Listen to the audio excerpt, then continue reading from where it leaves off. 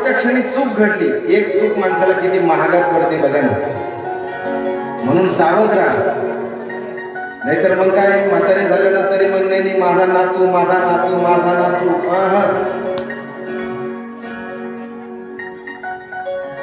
ना नातू तुमचा आहे ना नात तुमची आहे, कोणीच तुमचं नाही महाराज. या जगात तुमच्यावर निखळ प्रेम करणारा फक्त परमात्मा आहे, फक्त सद्गुरू आहे.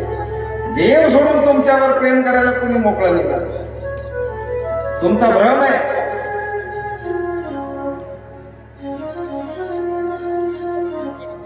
माँ कहे बेटा मेरा है, पिता कहे बेटा मेरा है, ना माँ का है ना पिता का है, ये तो जन्म देने का नाता है. फक्त तुम्ही आम्ही त्यांच्या पोटी जन्म घेतलाय बस एवढंच आहे. आणि तो जन्म घेतला त्यांच्या पोटी, त्यांनी 9 महिने वागवलं म्हणून त्यांचे उपकार ठेवायचे महाराज.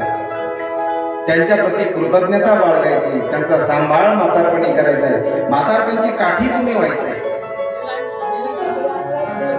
भरत आणि हरणाच्या गर्भाला गेल्यानंतर सावध भूमिका घेतली. हरणाच्या गर्भात गेल्यानंतर सुद्धा बोलता येत नव्हतं, पण तरी सुद्धा त्यांना आठवलं आपण कोणता जप करायचो. हरये नमः हरये नमः हरये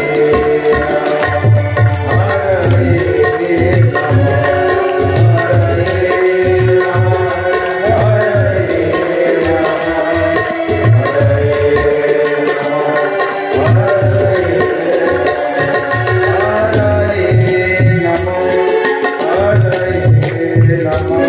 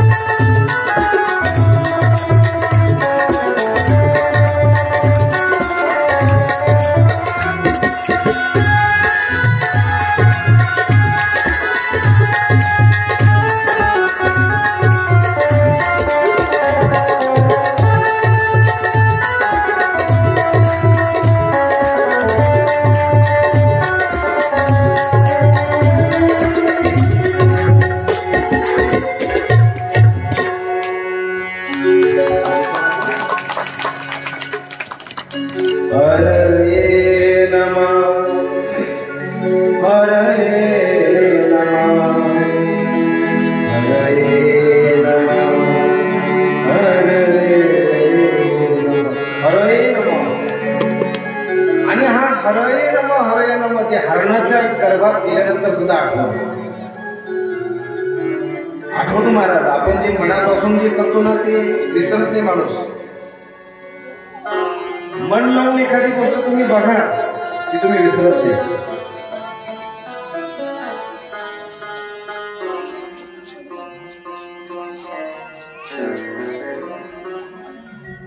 आता सावध राहिले.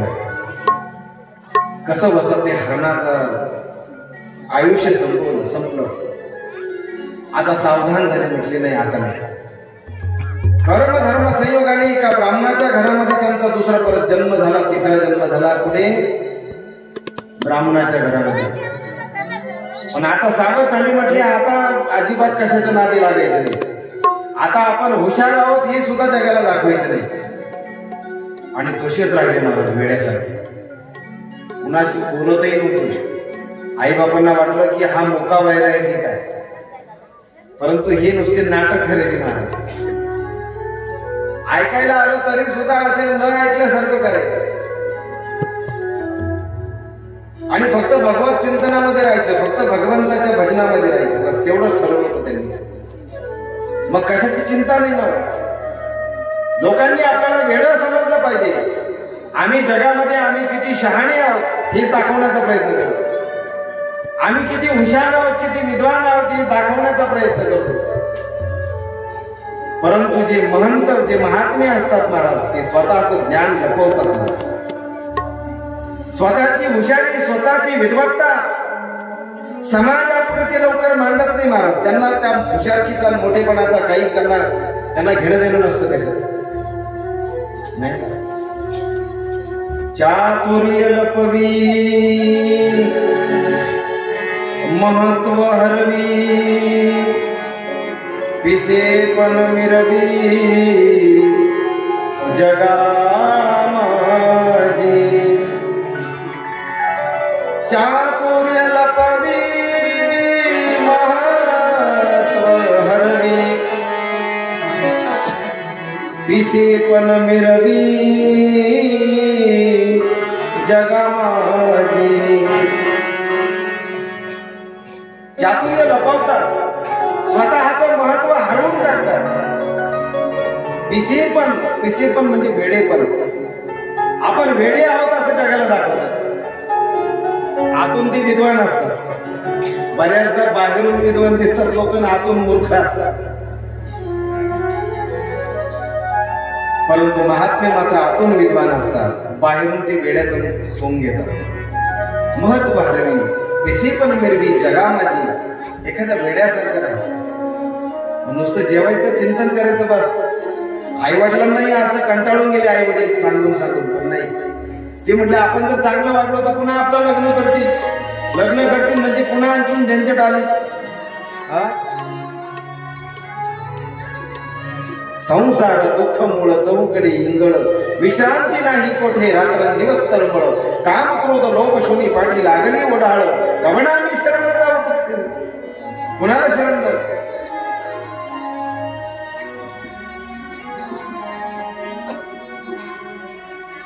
अनेक दुःखे सांगू किती या संसाराच्या क्षिती. अनेक दुःखे सांगू किती या संसाराच्या क्षिती. या संसाराच्या दुःखात किती दुःख सांगायचे. एक दुःख आहे का? अहो लग्न होईल का नाही होईल याची गॅरंटी नाही. आता 40 वर्षाची मुलं झाली, मुलीच मिळाली. आम्ही कोणत्या गावाला गेलो, कोणाच्या घरी गेलो का ते चहा बसतात म्हणतात महाराज बघा ते. अरे बाबा बघायचे दिवस गेले, देत नाही त्याला आपण काय करायचं. मुलांपेक्षा मुली शिकल्या आणि मुलीवाल्यांना तर असं वाटतंय ना का आता म्हणे पोरगी म्हणजे काय शिकवा. परंतु नुसत्या हवेतही राहू नका मुलीवाल्यांनी. चांगलं स्थळ असेल, चांगले माणसं असतील, संस्कृतीवान माणसं असतील, घरंदाज माणसं असतील तर फार बारीक पाहत बसू नका. नाहीतर माझी पोरगी आमिरजात कशी राहील. मग तुम्ही गडचिरोलीला जर फ्लॅट घेत असाल तर मग बघू बा असं म्हणू नका. गडचिरोलीमध्ये माणसं राहतात आणि इथं काही जनावर आहेत तेही माणसंच आहेत. अरे उलट खेड्यामध्ये जो आनंद आहे तो शहरात पण नाहीये. खेड्यामधली माणसं कमीत कमी एका बरोबर भांडतात आणि पुन्हा बोलायला तरी लागतात. शहरामध्ये एकमेकाबरोबर भांडत नाही आणि बोलत पण नाही.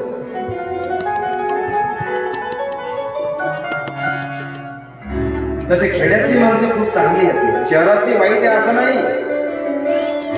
परंतु जी माझ्या खेड्यात आहे महाराज, महात्माजी म्हटले खेड्याकडे चला. आता कोणती खेडे राहिले?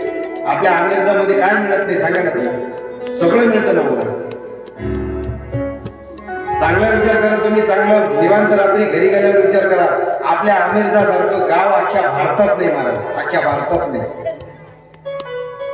तुमच्या डोक्यावर काही परिणाम झाला का? टाळ्याचा वाजवून झाला.